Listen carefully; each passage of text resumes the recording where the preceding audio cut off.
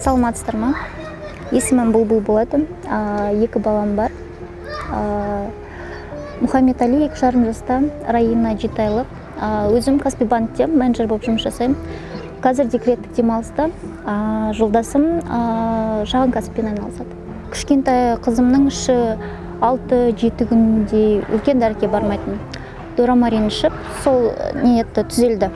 Біріншіден, екіншіде мына баламда бір көзінде глазной тик деген диагнозы болды. Қарасам, дорамарин соған да көмектесіп жатыр да.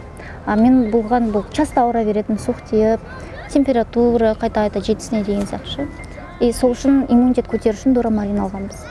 Ал қазір той жақсы, ондай жоқ уже. Біз уже 7 банкасын 2,5 айдай болды қабылдағанымызға. Байқағаным, балам уже көп нәрсені түсіне бастады. Жаңағы отзывтарында айтады, миына көп жұмыс жаңағыдай әсер етеді, жақсы деп ше. Горшокқа отырып үйренді уже. Бұрын айтқан түсінбесе, қазір уже 1-2 рет айтасың, уже сразу түсініп кетеді. Горшокқа үйренгенде де тез үйренді 3 күнде.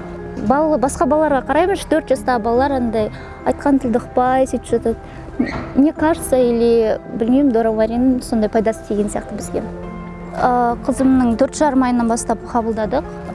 Іш қату жақсарды, содан кейін енді әлі де жалғастырамыз ішуді.